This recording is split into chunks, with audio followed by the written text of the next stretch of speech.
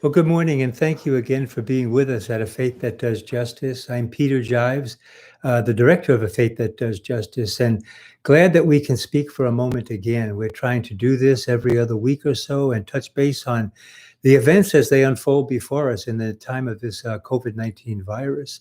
Today, I just want to spend a brief moment talking about the opening of society and from a faith-based perspective. And uh, I look at it in two different lights. One is society itself, and I think the catchword for me there is let's follow the science.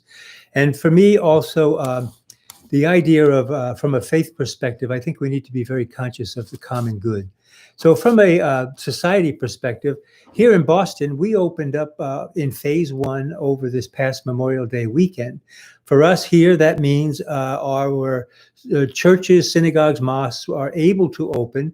The reality is that only a small percentage of them have. Many of these churches, synagogues, and mosques are really trying to look at the safest ways they can do this. Spacing within the churches, how do they go about handling the services themselves that can keep everybody safe? So I'm grateful for that. I'm grateful that they are taking the time to think it through carefully. Barbershops, hair salons have opened. Again, some of them are also delaying their opening to try and ensure a way to do this and that doesn't really jeopardize people's health or minimizes the risk as much as possible. Our retail stores are opening with curbside service, and some of our parks, recreational areas also are opening. Now, not surprising with this, there is some element in society that has really pushed back and said that enough is enough. Let's open it up and we'll take our chances. I don't want to wear masks. I don't want to do this. I don't want to do that. I think what we have to keep in mind here as society opens up is that the recommendations of society itself, the federal regulations, state regulations that are coming really through the CDC, Center for Disease Control, the NIH, are really not about an individual. It's not about an individual saying, I don't like them, I'm not going to follow them, or at least it shouldn't be.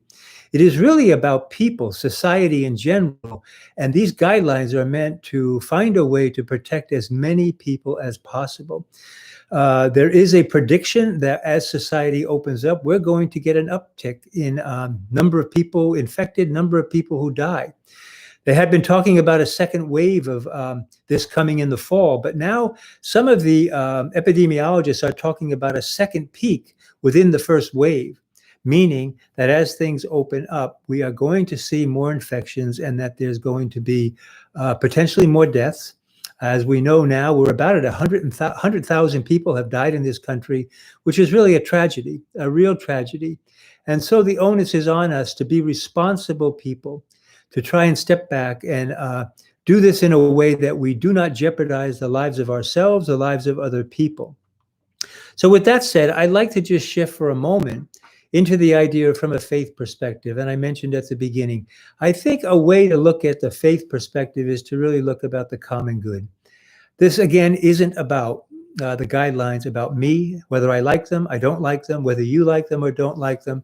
I think what we're really being asked to do is to respect the dignity, the rights of other people, God's desire that people really reach the full plenitude of their own personality, their own person being during this time on this earth.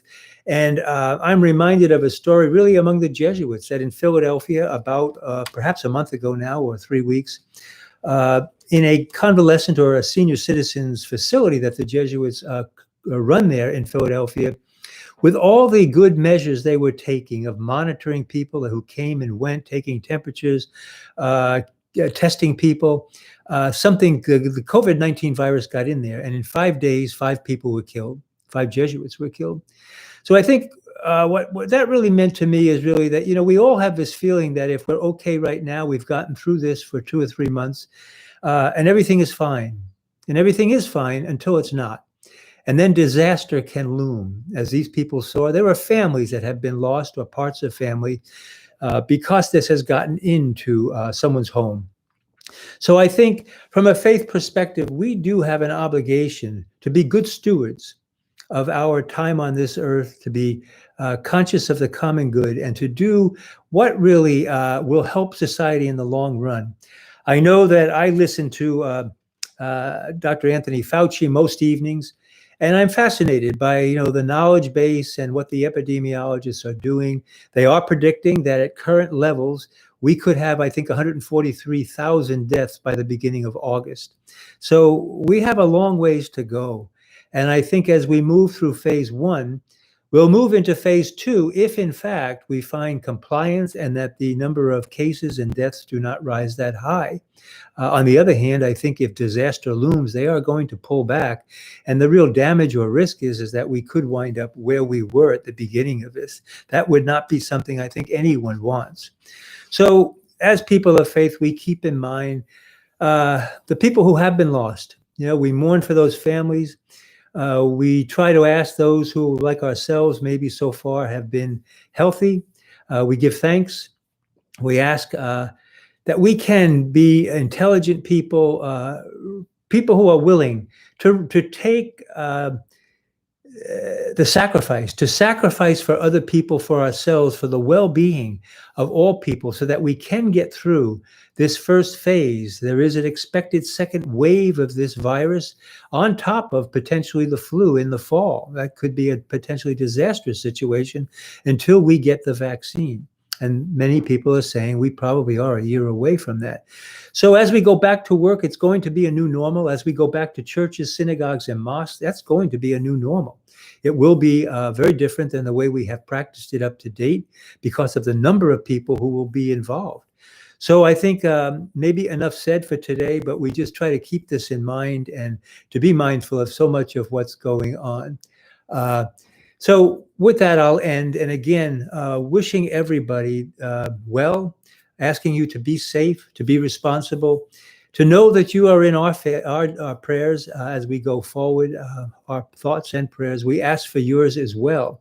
I see one right here. A question has just come in asking, how can people worship safely from home? That's a very good point. We send out a link on Sunday morning that would get you into a church. It's a church here in Boston that I often say Mass at. I'm not saying Mass there now. The pastor says Mass at 10 o'clock every Sunday, and it's streamed live. So you can watch that. There are other versions of that around the country, around the world, quite frankly.